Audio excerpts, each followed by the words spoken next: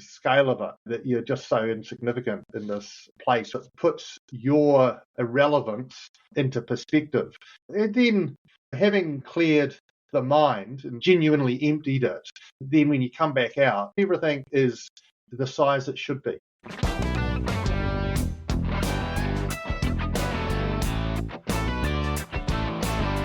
Kia ora, and welcome to The Tramping Life, a podcast about hiking in Aotearoa, New Zealand, or as we call it here, tramping. I'm John T, and in each episode I chat with people who share a passion for exploring this incredible country. We'll hear about the tracks they love, the huts they return to, the lessons they've learned, and what keeps them heading back into the bush. My guest today is Duncan Webb, Labour Member of Parliament for Christchurch Central and lifelong tramper. Since being elected in 2017, he's had a number of roles in government and opposition, including as chair of the Environment Select Committee. I'm delighted to welcome him to the podcast. Kia ora, Duncan. Kia ora, it's great to be here. Thanks for having me. It's a pleasure. So can you give us a bit of background about where you grew up and what are some of your earliest memories of being outdoors? I don't think a lot of people know, but I actually grew up or was born in England and in southeast London. And so the outdoors, you'd think, weren't a great big thing, but our house was next to a place called Abbey Wood, which had, as you can imagine, some woods and forest and old ruined abbeys and so on. So probably my earliest memories is clambering through that forest and climbing over old broken down ancient buildings and things like that, which is actually a lovely memory to have, but entirely different from the outdoors in New Zealand. Much more gentle and a lot less rugged than what we used to. And then when did you make the move over to New Zealand? Actually, as a child, my parents came over in the 70s, around the time of the Commonwealth Games that were held in Christchurch. And we grew up in South Brighton, so there's plenty of outdoors there. You got the estuary, you got the sea. I joined Cubs and Scouts and those kind of things, which probably, I know they still exist, but I don't think they form quite the same part of New Zealand society that they do now. The concept of you join Cubs and learn sort of bushcraft, how to set a tent and just things like that was probably my introduction to the idea of the outdoors in New Zealand. But really didn't head into the outdoor tramping until I was at high school. I can remember clambering up the Craigieburn Range at a school camp when I was intermediate age. We stayed at the Mount Cheeseman ski lodge in summer and then climbed up to the top of Mount Cheeseman. And I remember actually looking out across the vista, having sweated up what was essentially a scree slope, really thinking that I'd achieved something. Of course, there were 30 other 12 or 13-year-olds up there with me thinking the same thing, but quite unique experience for the young fella.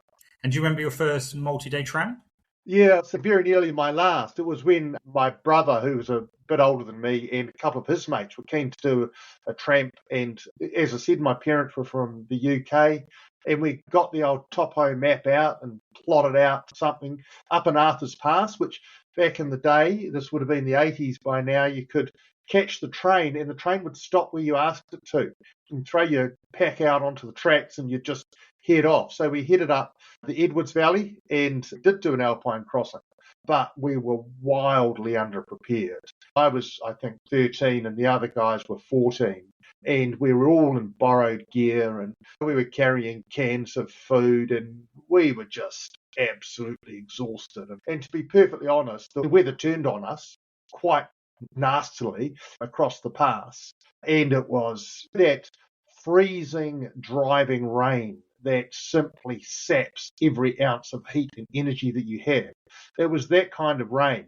And I was a small young fella and got incredibly tired and cold. And as we were coming down the other side of this alpine pass, we basically lost our way. We had no navigation skills. We just knew we followed the valley. And I remember trying to climb down a gorge to find the track and losing my pack. It was probably 30 or 40 metres, but it felt like 100 metres down into this ravine. And it was an old pack with an exterior frame, and the frame broke whilst it fell. And as I was recovering it, I fell into the river, which was, of course, an icy, freezing, flooded river. And it didn't improve from there. We then proceeded down this torrent of a river valley and then clambered up a bank, hoping the track would be up there. And ultimately we did find a track, but the point I should have known I was in real trouble was when I found a bed of ferns and I decided I was so tired I wanted to take a rest. And so I actually just curled up. And anyone who's been in this situation or seen someone in this situation will know what's going on. I was like, I'm just going to have a wee sleep. And so I actually curled up in the ferns and said, just leave me here, I'll be fine, or words to that effect. And to their credit, my travelling companions wouldn't let me do that. Now, 14-year-old boys don't encourage and gently lift people up and make cups of tea. They basically kicked me and cajoled me and lifted me until I got up and trudged on. And it was probably an hour later that we found this little tin hut, traditional backcountry hut that was cold and drafty and leaky, but it was shelter. And once we got there, we were safe. But that's probably the worst tramping experience I've ever had, and it was my first. And the irony is that we didn't get out. That was only halfway out. But somehow I caught the bug and thought that was quite an experience. What was the response of your parents? To be fair, I don't think they ever quite understood. Firstly, how dangerous it was going to be. I think I've told my mum now, but I don't think they can really quite understand that was a situation which was on a knife edge.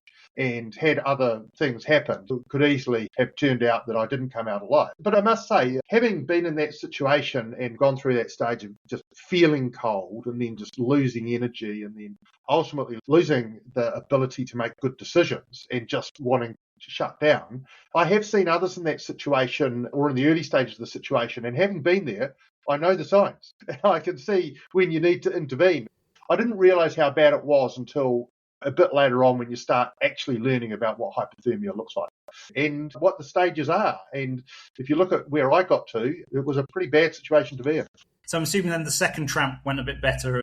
Yeah, I'm not sure I could put my finger on exactly what my second tramp was, but I think I certainly tramped with a lot of school friends and university friends and other kind of organised groups. I remember doing the inland Table Tasman track as a kind of slightly older teenager and just loving it, and just loving being in the outdoors and also just putting up a tent, and that's it. Wilderness camping is something which I think doesn't happen a lot, and a lot of people are always worried about finding a hut and finding shelter, but being out there and just setting up your own shelter, particularly if it's not absolutely shitty weather, is a really lovely experience because you are genuinely alone.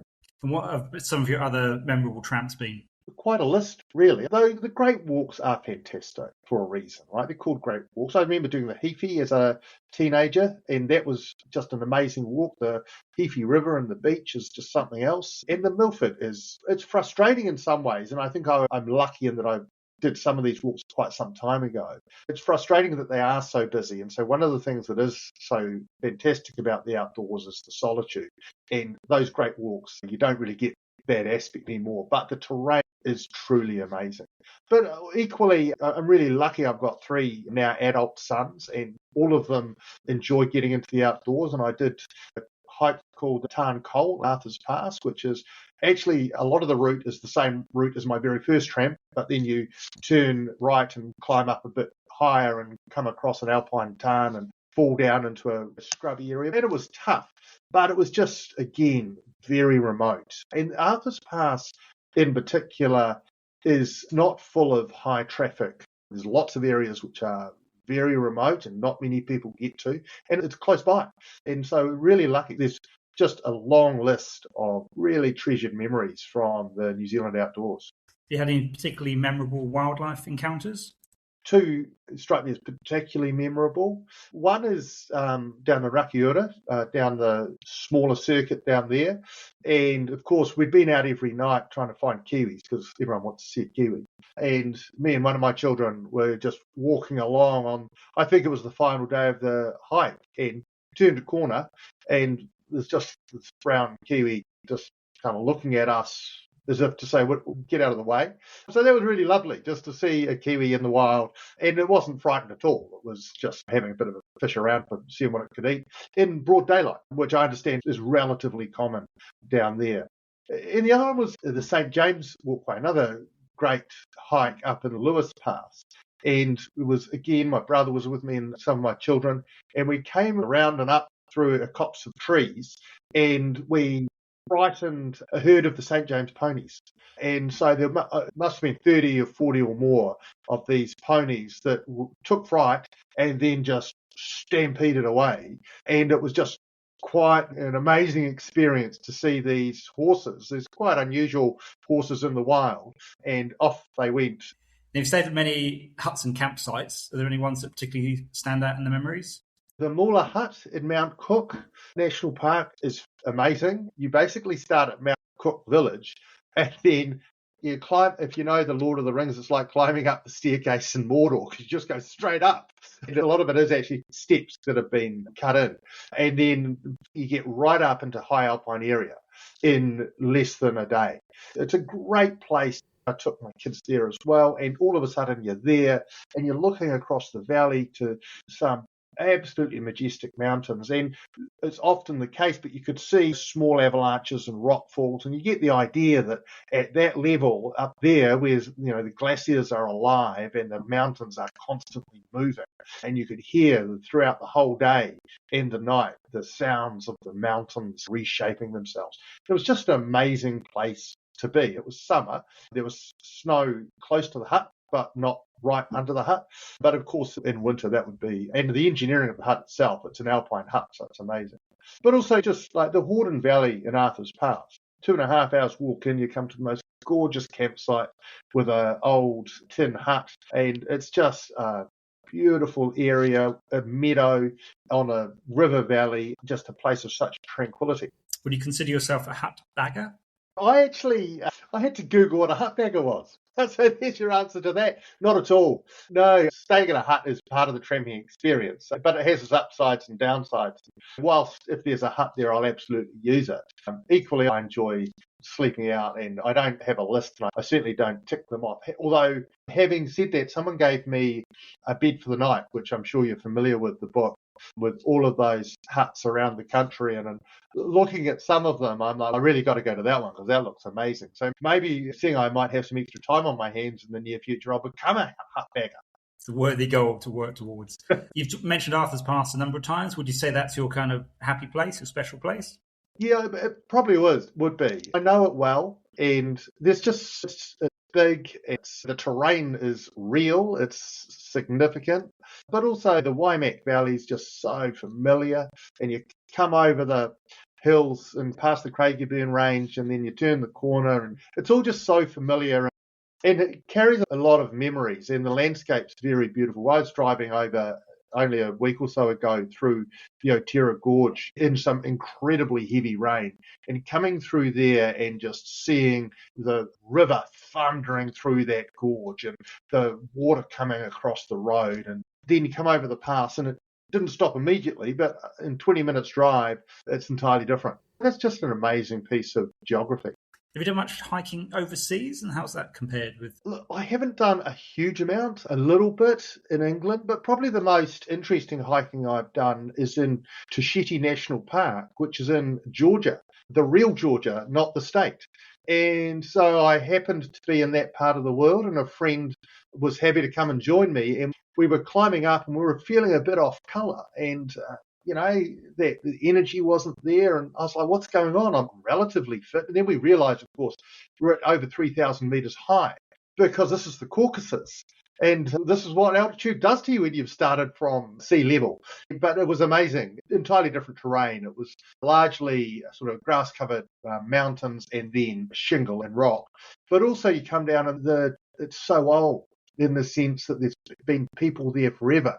And it came down the other side of this mountain pass into a little village called Dartlow, where they have built these strange defensive towers everywhere, all across the country. And it was just an amazing experience. Then we stayed at the little village and drank the local vodka, and it's just a fantastic experience. And Georgia's an amazing country in and of itself. No, I'd agree with that. It's a wonderful place to visit. Now, you do quite a bit of tramping, I believe, with your family, but also friends. So how do you find those experiences differ?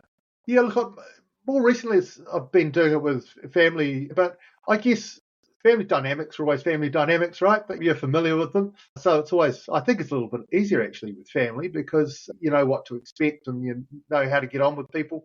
Friends, particularly if you're away for a long time, you can find that you're spending a lot of time together. And it can get a little fractious when there's some decisions to be made or whatever it may be. But look, it's great. When you think of the things you give to your children that they treasure, and I took my children on tramps of various sizes, including the Able Tasman, which I recommend to anyone with small children. And it's stuck for each of them. I've got 3 sons. They all enjoy to get outdoors to varying degrees, and they'll all, believe it or not, still come with me. That's such treasure. How did you find the point at which they're faster than you are? Look, I'm not going to name any names, but they're not all faster than me. But we recently attempted unsuccessfully the 5 passes down in Mount Aspiring National Park. And it was the weather had been rough a few weeks before. And to be perfectly honest, we weren't all quite fit enough, probably me included. But middle of the pack when it comes to me and my children. So how many passes did you cross, or at what point did you make the Well, decision to abandon?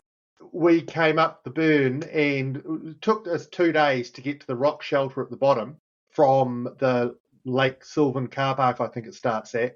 And they'd been pretty long days because the storm had pretty much made the track impassable in parts. So there were sections where you'd be doing 100 metres in 30 minutes, which was really quite draining. And if you know the area, the bush is incredibly thick. So we actually made the decision there to not proceed further, but we did a day walk from there up to the top of the first pass. So I'm going to go back because I understand that was the shitty bit of the hike and that the real fantastic bits happened after that. But no, we just had a few injury niggles and things like that. And as you said earlier, a bit of age and wisdom lets you know that it's probably everyone's going to be happier.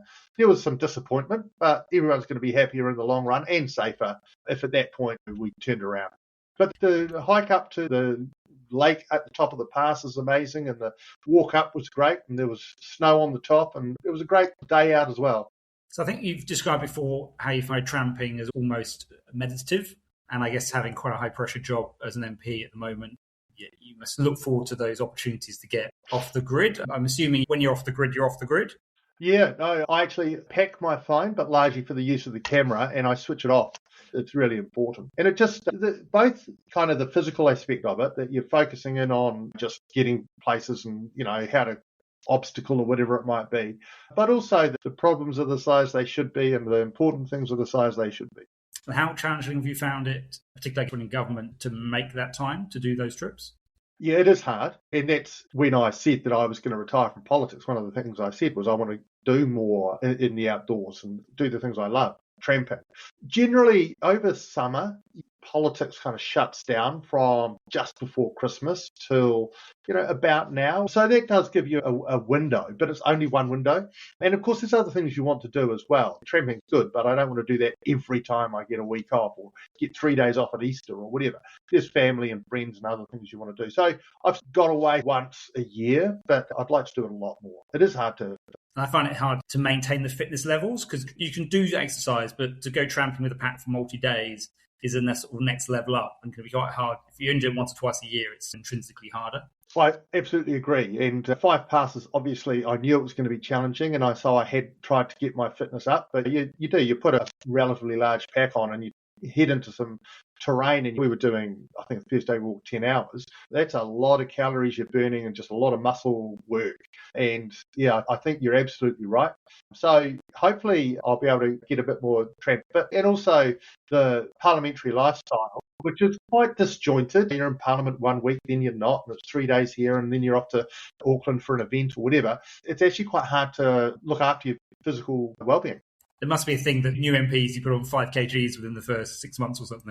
I think that's an underestimate. While you're in government, you chaired the Environment Select Committee and you helped oversee the Zero Carbon Amendment Bill. So how do you think your experiences tramping and being outdoors have influenced your approach to environmental policy and climate change? I'm not sure there's a direct correlation there.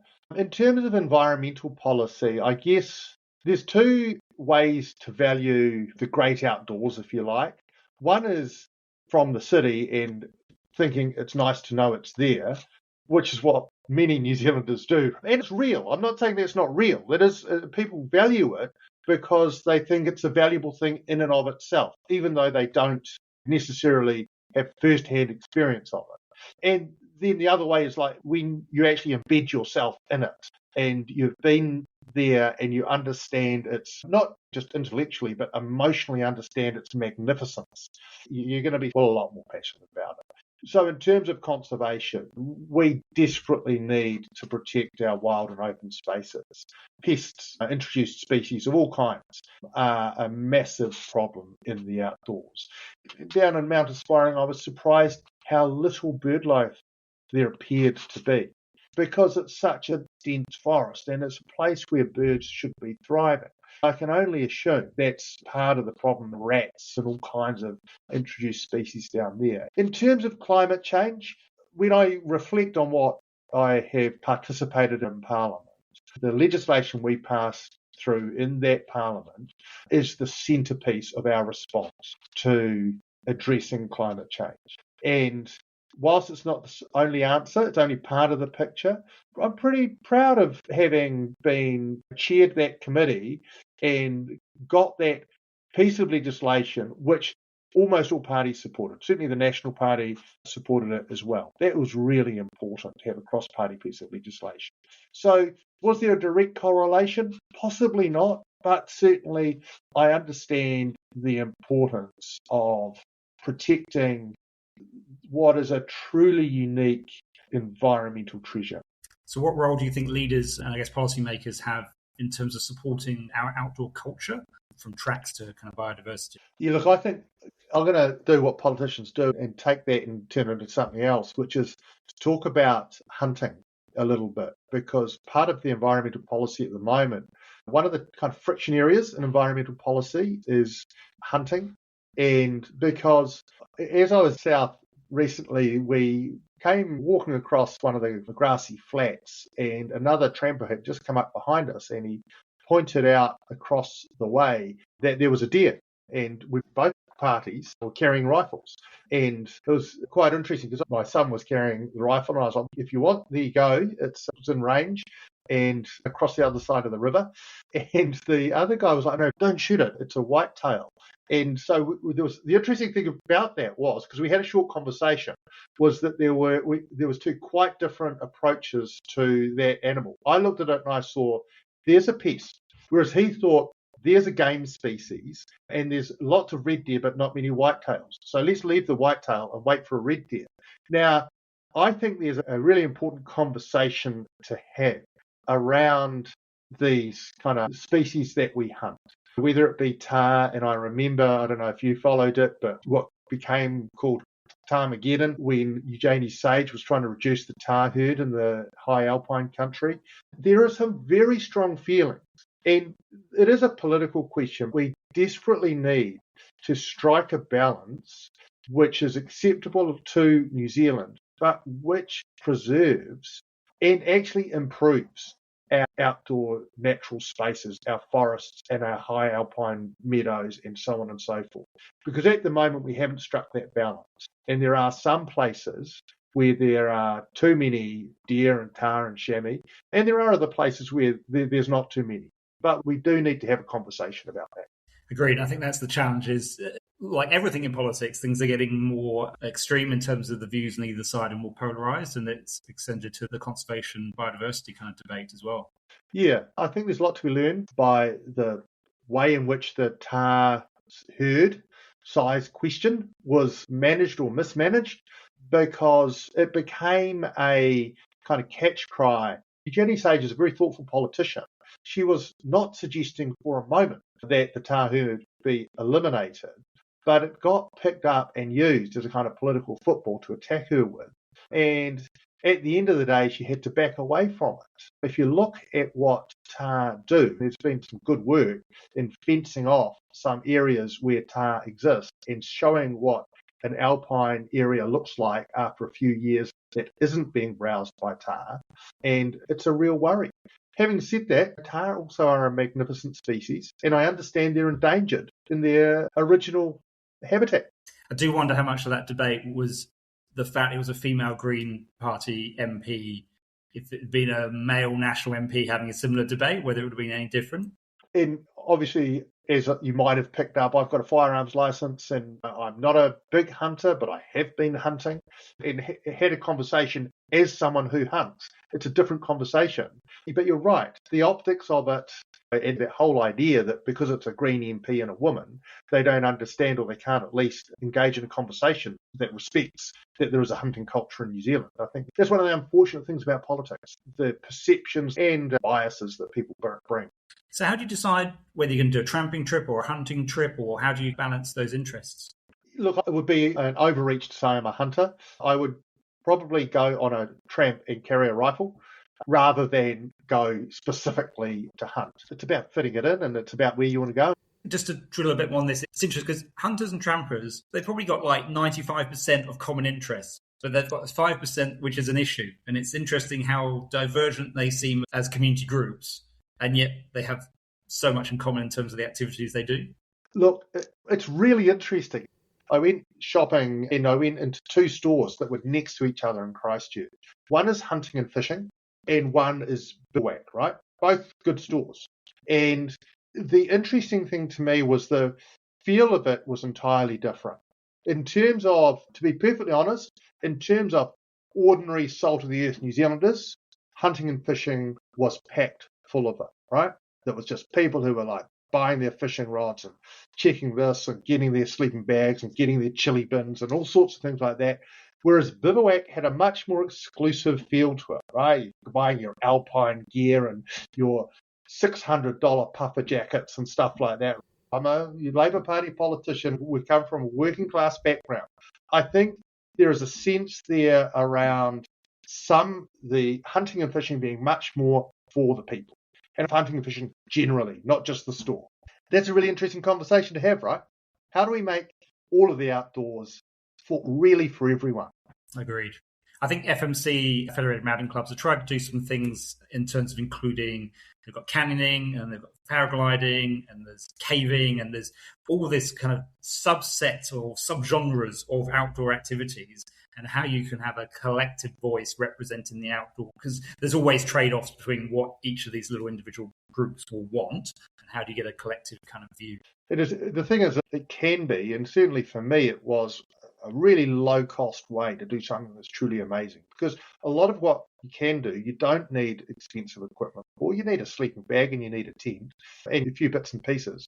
But if you're not going to be going to the high alpine areas, it's incredibly accessible and really low cost. And I think that's one of the things we need to let people know. As you mentioned, you're stepping down from Parliament at the end of this term. How much of that was a kind of push versus pull of the attraction of not being an MP in terms of the activities you can do versus, I guess, the political climate and how much that's influenced your decision? Just for clarity, I was not pushed.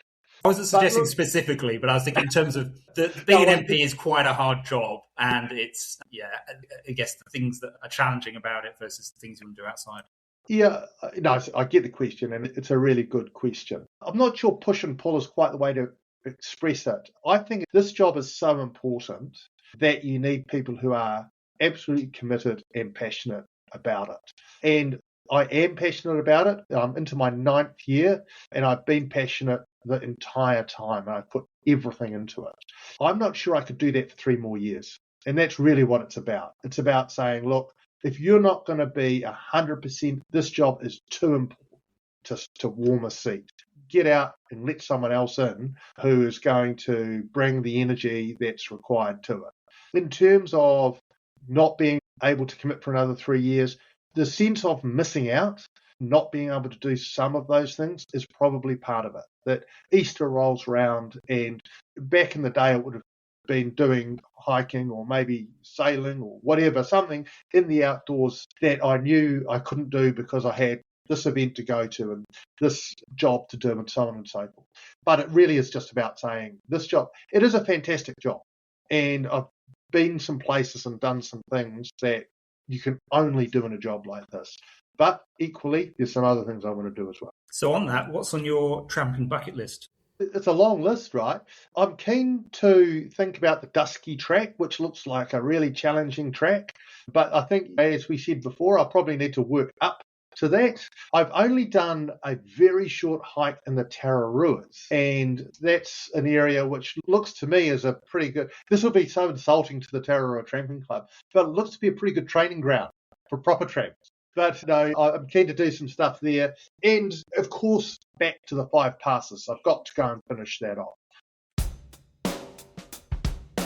Thank you so much for listening to The Tramping Life. If you've enjoyed today's episode, please follow the podcast in whatever app you use. Tell a friend about it and consider leaving a rating or a review. It really helps more people discover the show. If you have any questions or feedback, I'd love to hear from you. Drop me an email at thetrampinglife, one word, @gmail.com.